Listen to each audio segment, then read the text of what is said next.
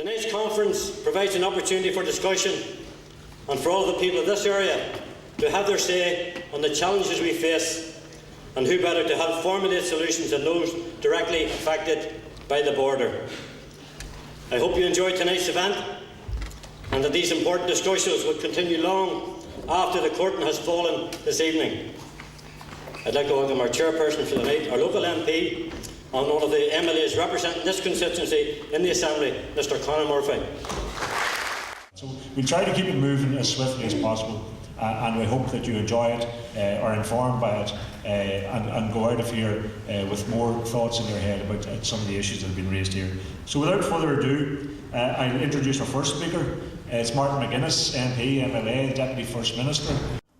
One of the most striking things that was said to both Peter Robinson and myself in the course of the last couple of years was when we attended an economic investment conference at the State Department in Washington, which was sponsored by Secretary of State Clinton and also by President Obama. And in one of the side meetings that we did with a number of very important potential investors, one man who was from Chicago and involved with a very major multinational company said a very, very striking thing. He said, I look at a place where there's 1.6 million people and I don't get excited. But I look at a place where there's over 6 million people and I do get excited. And I think that says it all in terms of how we need to move forward. And I believe we can do that without anybody surrendering any of the political allegiances. It makes sense, and I believe it's the only way to go. So I hope that tonight's deliberations and the conversations that we're having will open up that debate in a way that sees the political process and those people who are involved in the political process recognise that many business people north and south are moving ahead of us in terms of recognising the gains that can be made for their companies. What we now need to do is ensure that whatever gains are going to be made not just for companies, but in terms of employing people, giving people jobs, giving people prosperity and a proper standard of living. So it's been great to be here. Thank everybody for coming, particularly again John McAllister and those who've had the courage to put their head above the parapet and contribute to this very important debate. Talking of uniting this island is, frankly, a political fiction if there is not a shared Northern Ireland. A shared Northern Ireland means welcoming Her Majesty the Queen in Dublin and in Belfast. A shared Northern Ireland means political parties confronting a divisive past, not with old rhetoric, but with a new honesty. A shared Northern Ireland means working in partnership across these islands to build economic prosperity for all of us, not using economic policy as a clumsy means to pursue a constitutional agenda. A prosperous economic future for this island, then, does not require a one-size-fits-all constitutional arrangement proposed by republicanism. It self-evidently does not require Irish unity. A constitutional pluralism of devolved institutions is storming within a United Kingdom, and is which devolution is now part of the settled constitutional framework, working in partnership with a Dublin administration. This offers a more realistic and more flexible context for fostering economic prosperity across this island and these islands. It reflects the political and economic realities that we must face. It offers the best means of respecting the rich and diverse relationships this part of the island of Ireland has had with its neighbours, both to the south and to the east. And it holds out the hope of an island at peace with itself, in which our diverse traditions and our allegiances find authentic expression. It is within such a political framework that we in a shared Northern Ireland can work with our neighbours in the east and the south to build economic prosperity for all of us. Thank you very much. And COD is actually an organisation which is 20 years old, but in case people think it's very different than the ordinary health services, my contract, for example, has always been with the Health Service in Northern Ireland. Many of my colleagues have contracts with the HSE. So it's not an individual organisation, it is simply a coming together of like-minded people who want, for very good reasons, to to work together in a collaborative way, north, south, all island, wherever it makes sense to do these things with health.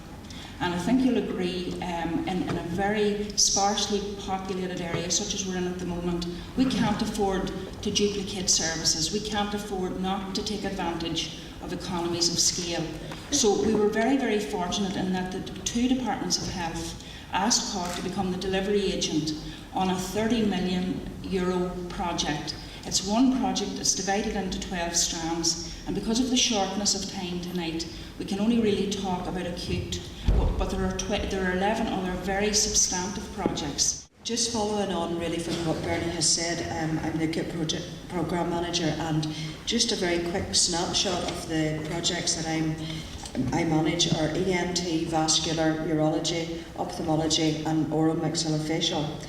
And basically ENT project is very much centred in HSE Dublin North East, which is Cavan, Monaghan and Louth, and the Southern Trust, which is Craigavon, Daisy Hill and South Tyrone and Dungannon.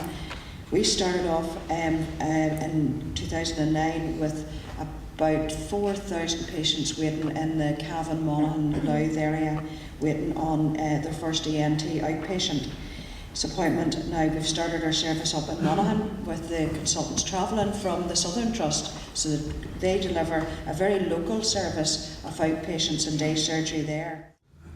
Community patriots here in Newry and Mourne and Louth and Monaghan have shown how bringing businesses together to share their complementary skills and investment resources to target new off-island markets can be very successful. They recognise that jobs or incomes going into Dundalk will benefit us here in Newry and vice versa. For most of the 20th century we were disadvantaged by our geography because of partition.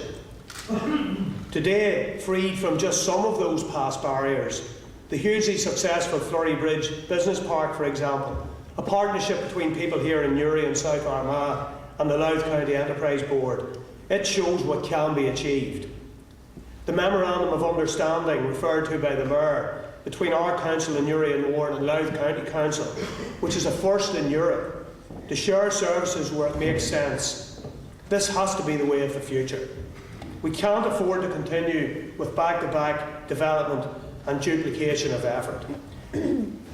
The only way for the world to get out of this mess, in my view, is for nations and peoples to collaborate, for businesses to work together in joint ventures, for there to be a new concept of citizenship, a new approach to government which recognises that centralisation reinforces elitism and that social capital is an enormous force for good. In conclusion, if ever there was a time for a new citizen contract on this island, it is now. Thank you. I just want to reiterate what Conor Patterson has said and welcome his comments. I think that what Conor said has to be underpinned by the understanding of the two different cultures. As someone who lives on one side of the border and who's worked on the other side for a long time, there is a sort of a lack of respect about how we both work as two different societies, and that is there.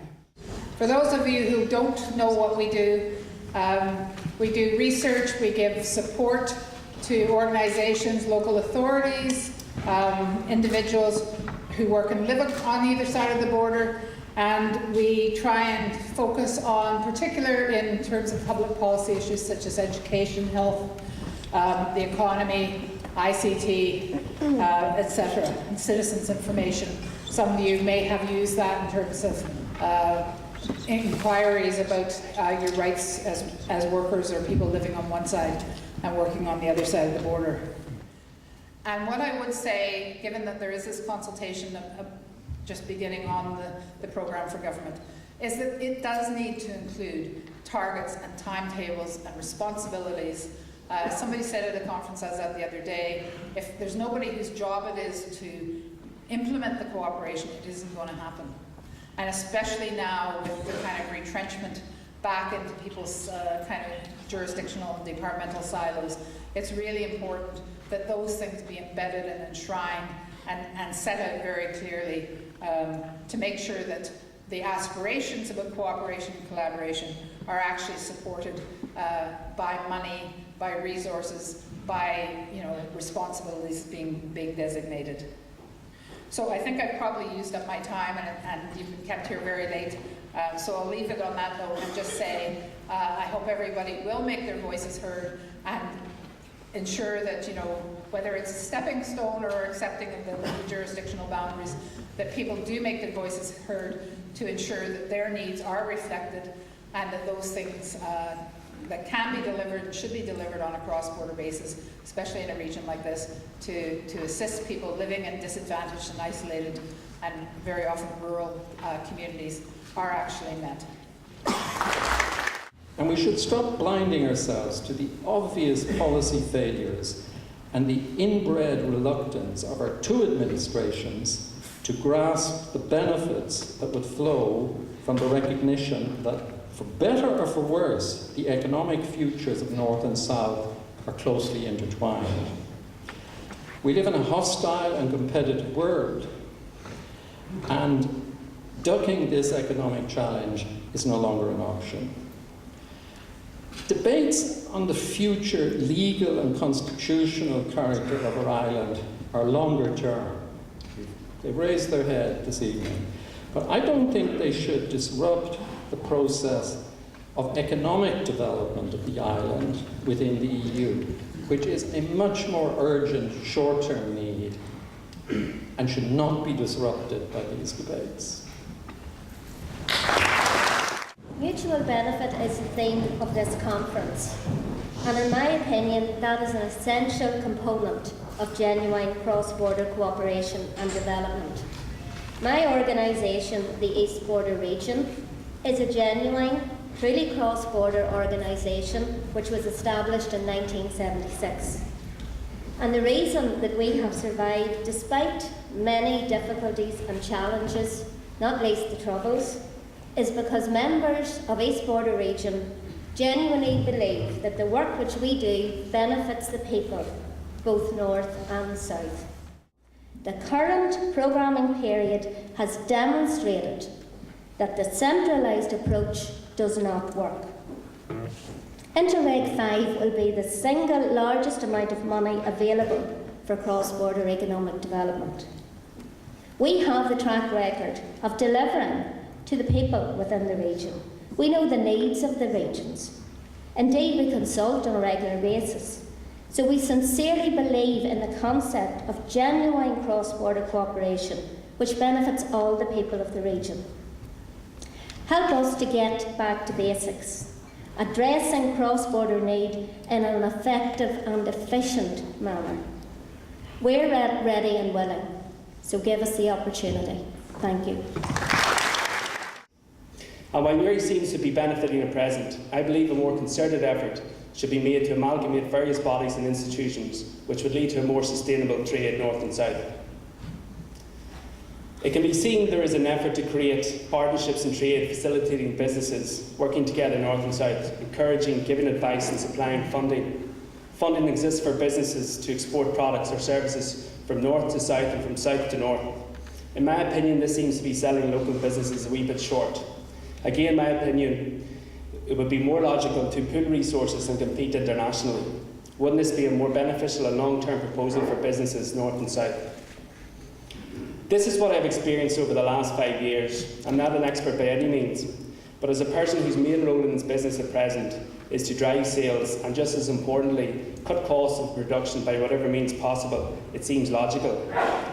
And from a business person, albeit with only 5 years' experience, it would seem that the amalgamation of bodies north and south would be an economically sound proposal and one which would result in a more sustainable region. Thank you. And on an island this size, partition just never made sense, folks, economically. It has created a duplication of public and private services. We now have two different sets of currencies with two tax systems, laws and regulations, and we've heard examples of how these can impede economic progress. Partition also ensured that the border region became one of the most disadvantaged parts of the island. There's higher than average unemployment levels, poverty, poor infrastructure and little investment. And towns like Newry on this side of the border and Dundalk on the other side were cut off from their natural economic hinterlands. Economic development was stunted. So, set aside just theoretically the issue of the union. It just makes sense to have greater cooperation, harmonisation and unity across all those economic issues, and they could, if all of that was done, actually transform the economic landscape here. Imagine the financial and efficiency benefits if we had one education system, one health service, one energy network, and all of the related investment practices. Imagine a border region, even when the border was still here, not plagued by differing rates in VAT, in corporation tax, and excise duties, as well as the currency issue. Imagine how better off citizens would be if we had in place a comprehensive all-Ireland economic recovery plan, which would be able to deliver prosperity and sustainable economic growth.